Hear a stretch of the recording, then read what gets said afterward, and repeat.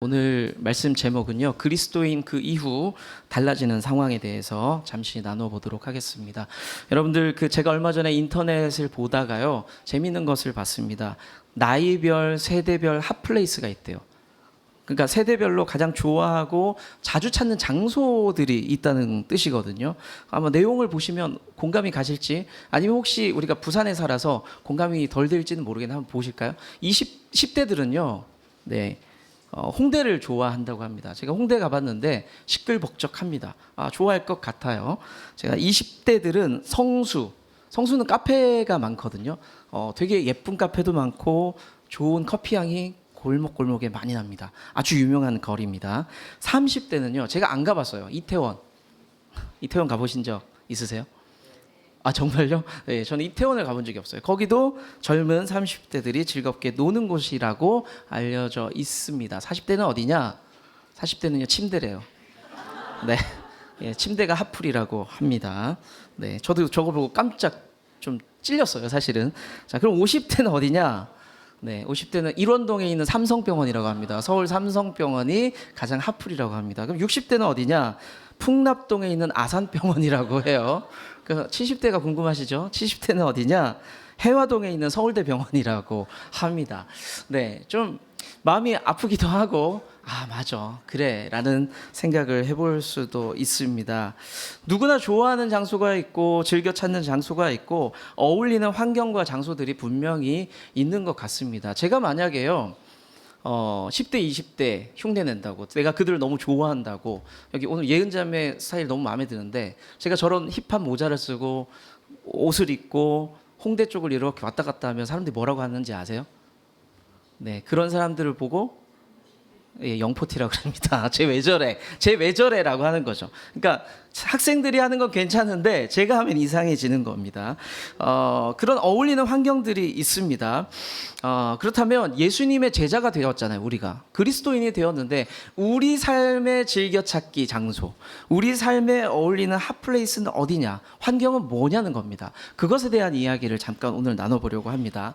예수님께서 유월절 식사, 유월절 하면은 여러분들이 신약 성경에서 유월절 하면은 예수님의 죽음을 앞둔 상황이라고 이해를 하셔야 돼요. 유월절 상황에 제자들과 식사를 하면서 여러 가지 말씀들을 하세요. 그런데 그 여러 가지 말씀들이 좀 무겁고 우울하고 좀 그런 이야기들입니다. 심각한 이야기. 예를 들면 예수님이 이런 말씀하세요. 식사를 하시다가 너희들 중에 한 명이 나를 팔아먹을 거야 라고 이야기를 합니다. 가볍지 않은 이야기죠. 떡과 포도주를 나눠주면서 이것은 내 살과 피다, 나눠 먹어라. 너희들이 나중에 내가 없을 때 기념해야 될 거다 라는 말씀을 하세요. 그리고 제자들을 발을 다 씻겨주시면서 내가 너희한테 이렇게 했듯이 너희들도 나중에 다른 사람들한테 이런 사랑을 보여줘야 돼. 계속 내가 없어도 이런 말씀들을 하고 있습니다. 베드로를 향해서는 이름을 콕 집어요. 베드로, 너는 오늘 밤에, 오늘 새벽에 나를 배신할 거야. 그것도 3번이나 라고 말씀을 합니다. 얼마나 분위기가 무거웠겠어요. 여러분들 만약에 연인 사이에 이렇게 만나고 있는데, 자기야 나중에 내가 없으면, 자기야 나중에 내가 없어도 계속 이런 얘기를 한다고 생각해봐요. 어떤 마음이 들까요? 짜증이 나요? 걱정이 되겠죠. 무슨 일이 있나? 왜 이러지? 걱정이 될 겁니다. 아무튼 그런 무거운 상황이었습니다. 오늘 본문도요, 읽었던 본문도 유월절 식사의 마지막 부분을 담고 있는데, 예수님께서 식사를 마치시고 그리고 감람산으로 장소를 옮겨서 기도를 하기 시작을 합니다. 우리가 잘 알고 있는 십자가를 지기 전에 처절한 기도가 그곳에서 시작이 됩니다. 오늘 말씀을 보면서 제가 느꼈던 게 뭐냐면, 뭔가 달라졌다요.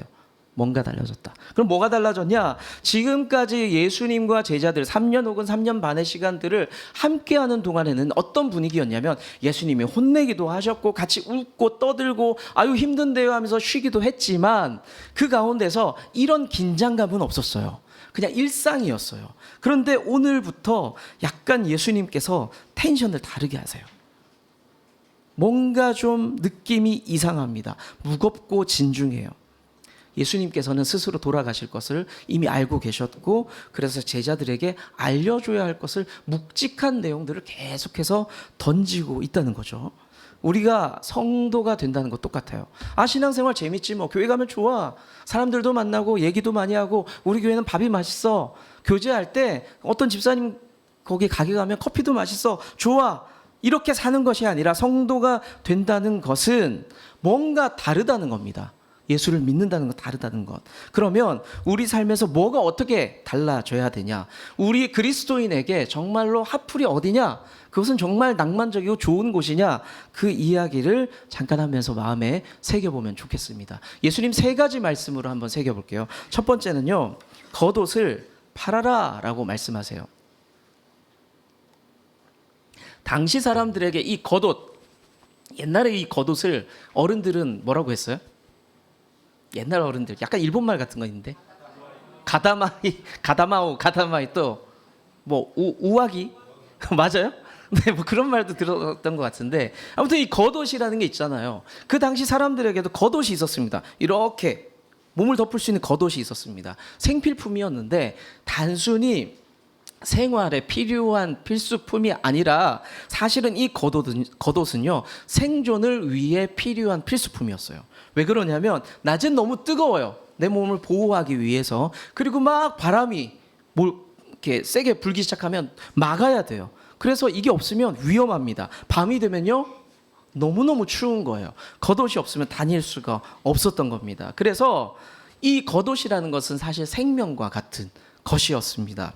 말씀으로 한번 확인해 볼게요. 이 옷이 얼마나 소중했는지. 사람들이 이것을 포기하면 안 돼요. 자, 출애굽기 22장 26절부터 27절 읽어볼게요. 시작.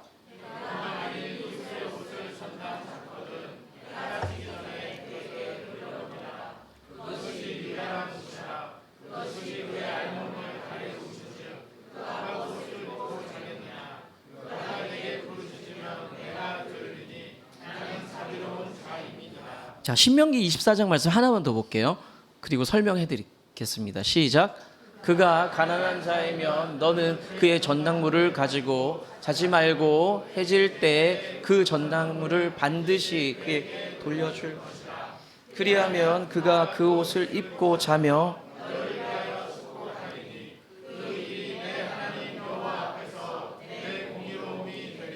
네, 신명기는 그들에게 법이었어요. 근데 그 법 중에 하나가 뭐냐면 사람이 겉옷이 가장 큰 재산이고 필수 물건인데 너무너무 가난하면 뭘 자꾸 내다 팔게 되잖아요. 팔다 보면은 자기의 생존을 위협하는 것도 사실 팔게 됩니다. 그렇죠? 그러니까 어느 지경까지 오냐면 너무 힘들면 이 겉옷을 사람들이 내어놓는 거예요.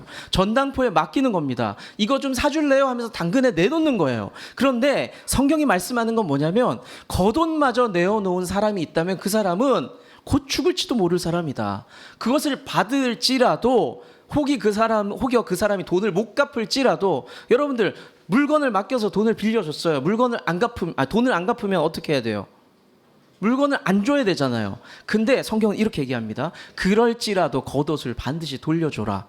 왜냐하면 그 사람 죽어 라고 이야기를 한 겁니다. 겉옷이 엄청나게 중요하다는 것이죠.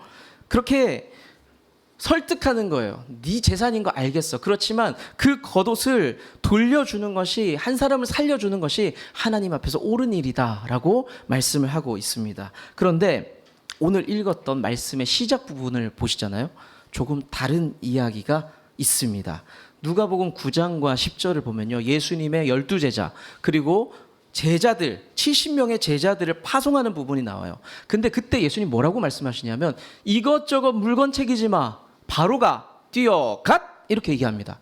챙길 시간 없어 라고 말씀하셨어요. 그런데 오늘 좀 다른 말씀을 하세요. 오늘은 네가 가지고 있다면 지갑도 챙기고 가방도 챙겨서 다 챙겨서 준비해서 가라. 만약에 심지어 이런 말씀도 하세요. 만약에 네가 가지고 있는 칼이 없다면 겉옷을 팔아서라도 칼을 사서 가라 라고 말씀을 하십니다. 조금 전에 했던 말씀과 다르죠. 이 겉옷이 생명이라 그랬잖아요. 팔면 안 돼요. 그런데 예수님께서 그 겉옷을 팔아서라도 칼을 사라라고 말씀하고 있습니다. 칼을 산다는 게 무슨 의미일까요? 전쟁 준비거든요. 전쟁 준비. 자, 여러분들 전쟁에서 총탄이 막 날아다니는데 여러분들 거기에서 건빵 주워 먹을 수 있습니까? 이 건빵은 되게 귀한 탄수화물이 될 것이야. 이렇게 까먹는 사람이 있을까요? 배 한두 끼 굶어 죽더라도 총을 들겠죠. 총알을 넣겠죠. 그겁니다. 너희들이 목숨과도 같은 그 겉옷을 가지고 있는 거 다 알아. 그럼에도 불구하고 더 중요한 전쟁과 같은 삶이 이제 시작될 거야. 누구? 그리스도인에게. 예수를 믿는다는 건 그런 삶이야. 시작될 거니까 겉옷을 팔아서라도 네가 칼을 세상과 싸울 준비를 해야 된다라고 말씀을 하십니다. 사실 예수님은요, 이 칼을 굉장히 싫어하셨어요. 예수님이 잡혀가실 때요, 혈기왕성한 베드로가 뭘 빼들었습니까?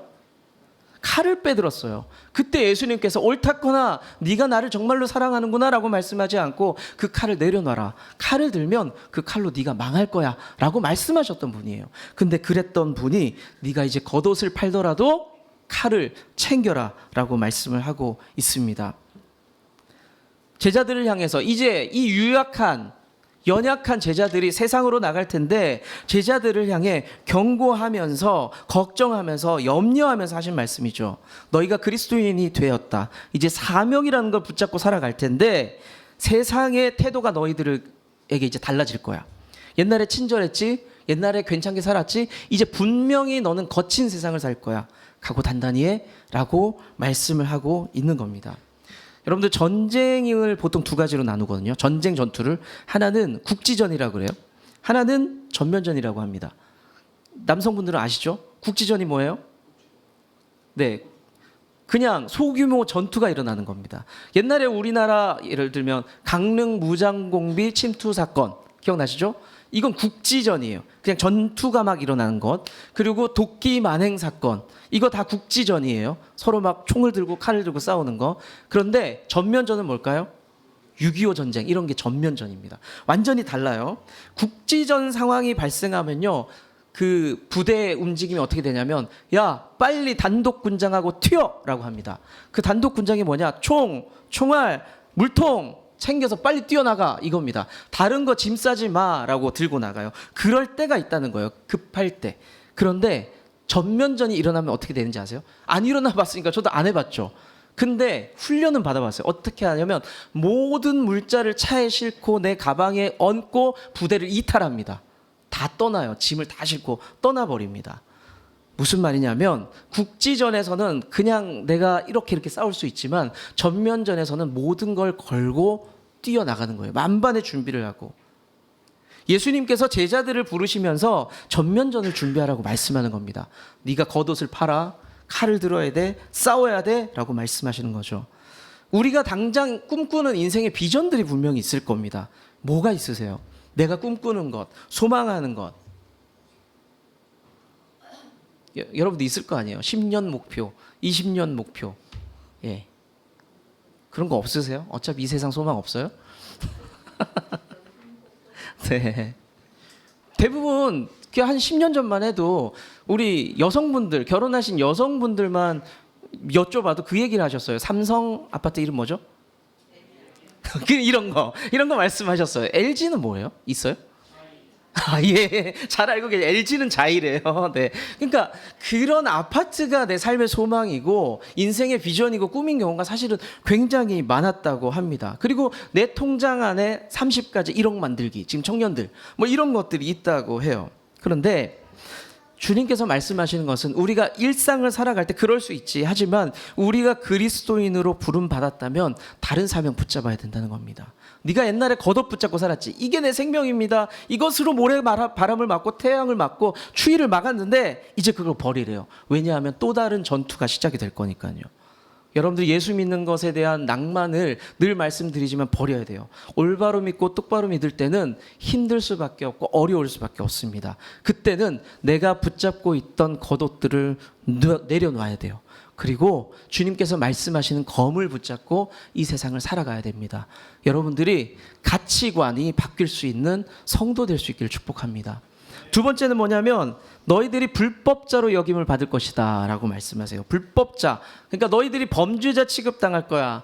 이 말이 조금만 더 바꾸면 범죄자는 뭐예요? 사랑스러워요?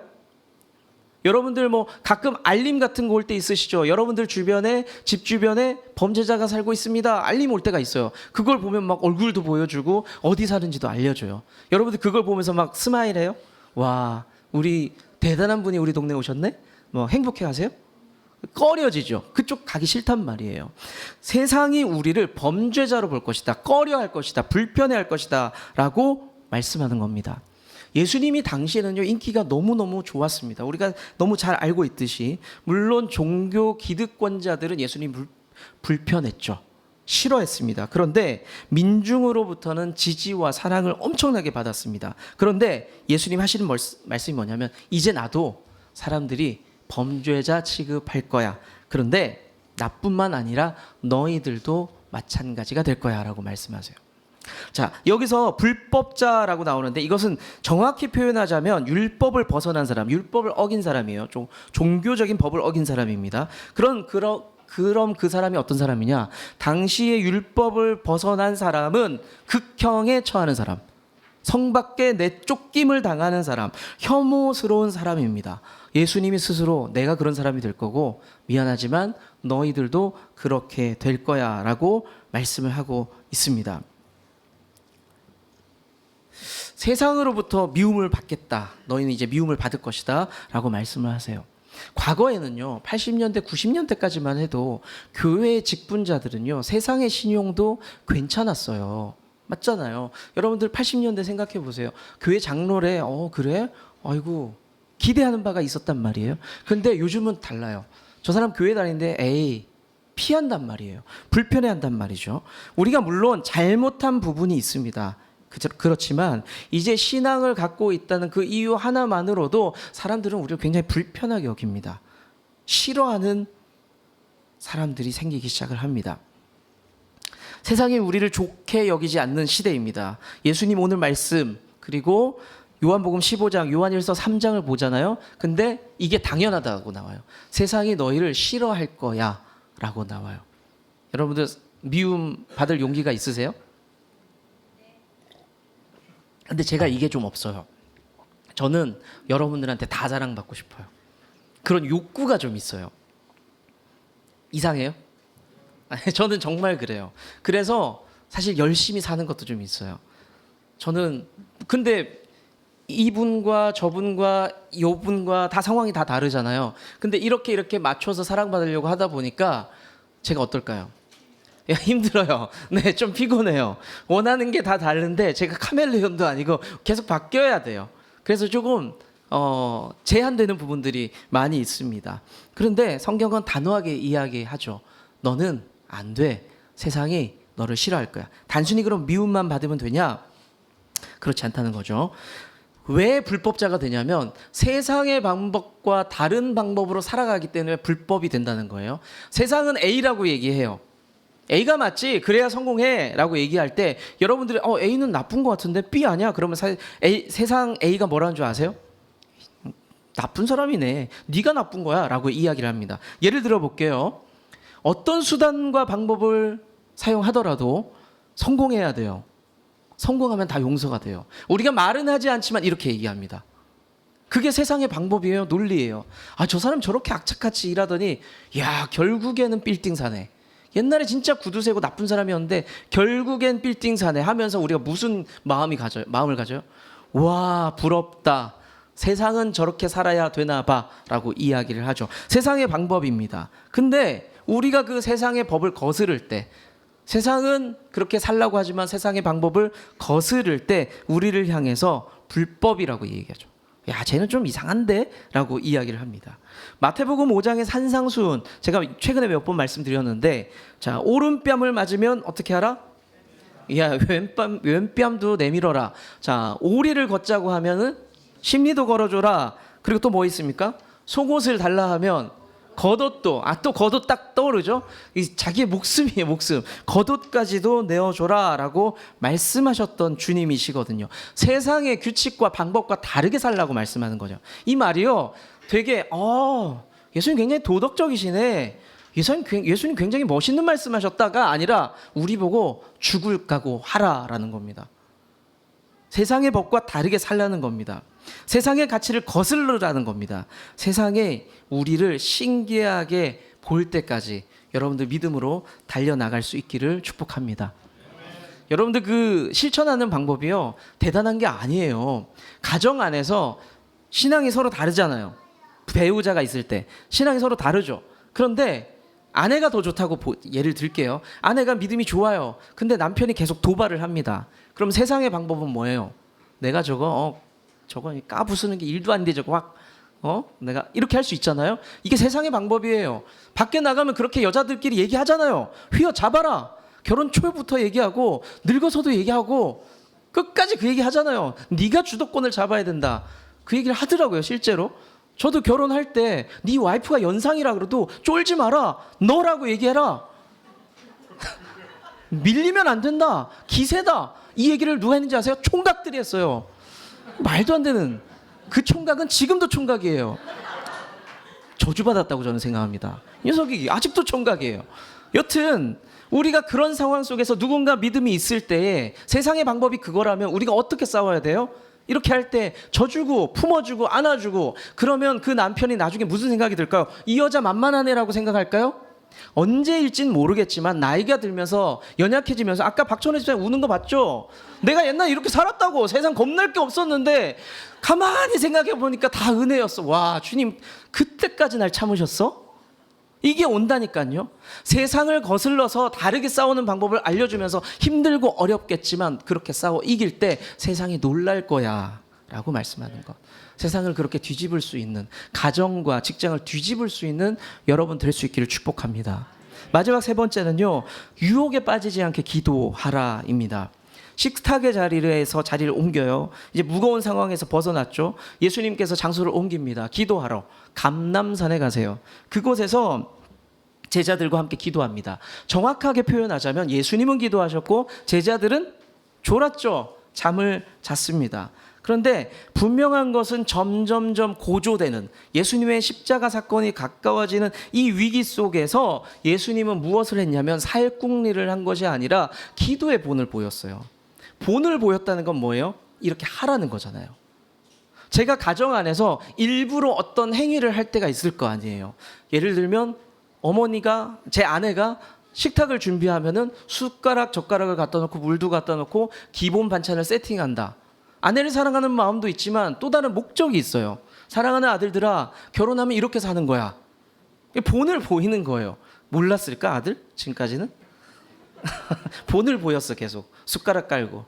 네. 근데 예수님께서 그 십자가를 지기까지 고통스러운 상황임에도 불구하고 기도하셨다는 것은 본을 보였다는 겁니다. 힘들 때일수록 기도하라라는 메시지를 우리에게 주고 있는 거죠.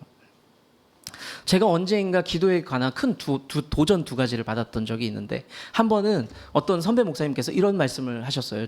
조언을 해주셨어요. 물리적인 기도의 시간을 늘리라는 겁니다. 일부러라도 기도의 시간을 늘려봐라. 오케이. 굉장히 큰 도움을 받았고요. 저는 교회에 자주 있으니까 환경은 너무 좋죠. 그냥 일하다가도 잠깐 나와서 기도할 수 있고 너무 좋은 환경입니다. 이제 뭐만 하면 돼요? 그냥 하면 돼요. 기도만 하면 됩니다. 그리고 또 다른 하나는, 예전에 알던 어떤 청년이 신앙이 없었어요. 근데 신앙생활을 시작하다가 교회가, 신앙이 재밌었나 봐요. 그러면서 막 특별 새벽 기도도 나오고 예배도 잘 나오고 하더니 이 청년이 저한테 이런 얘기를 하더라고요. 목사님, 제가 어떤 결단을 했습니다. 무슨 결단을 했나요? 라고 물어봤더니 주중에 평일에 한 번은 꼭 교회에 나와서 기도하는 시간을 갖겠습니다 라는 결단을 했다는 거예요. 자, 좋은 거죠. 시간과 장소를 정해서 기도하는 것은 좋은 방법입니다. 물론 꼭 교회일 필요는 없지만 어느 시간이든 장소든 정해서 기도하는 건 좋은 습관입니다. 그 자체가 유익 아닙니까? 좋은 거죠. 그리고 우리가 기도하면서 하나님과 링크가 되잖아요. 이게 연결이 된단 말이에요. 그러면서 하나님과 가까워지는 시간들이 있어요. 그리고 또 하나, 특별한 유익 하나를 예수님께서 소개를 해주시는데, 그게 뭐냐면, 너희들이 기도하면서 하나님과 연결되어 있잖아. 또 다른 유익이 하나 있어. 그게 뭐냐면 유혹에 넘어가지 않을 거야. 유혹에 빠지지 않을 거야 라고 말씀을 하세요. 여러분들 왜 기도하면서 유혹에 빠지지 않을까요? 하나님이 나와 연결되어 있기 때문에 하나님을 의식하기 시작합니다. 아, 하나님이 지금도 날 보고 있는데 내가 이렇게 행동할 수 없지라고 생각이 바뀌어져요. 기도하면서 유혹을 이길 수 있다는 것은 하나님을 의식하기 시작한다는 겁니다. 사랑하는 성도 여러분, 우리가 성도가 되었다는 것은 하나님과 붙기 시작했다는 거예요. 그럼 기도하면서 더 접촉면을 늘려가세요. 그러면서 유혹을 이기며 살아갈 수 있는 여러분 되시기를 축복합니다. 말씀 맺겠습니다. 오늘 주님이 우리에게 주시는 세 가지 말씀, 성도라면 이렇게 상황이 바뀔 거야, 이거 해야 돼 라고 세 가지를 말씀하셨어요. 그게 뭐였냐면 첫 번째, 겉옷을 팔아서라도 준비할 건 준비해라 라는 겁니다. 내가 목숨처럼 붙잡고 있는 겉옷들이 다 있을 거야. 근데 그 겉옷을 내려놔. 우리가 신앙생활 5년, 10년, 30년을 해도 놓지 못하는 겉옷이 다 있어요. 저도 있고요, 여러분도 있습니다. 그런데 이 말씀을 묵상할 때마다 다시 한번 깨달으시면 좋을 것 같아요. 함께 같이, 그래, 내 삶의 겉옷이 이거였지, 이제 이걸 좀 내려놔야 되지. 그걸 내려놓는 게 성도의 삶의 자리라는 겁니다. 두 번째는 세상이 우리를 미워하는 것도 감당해야 된다.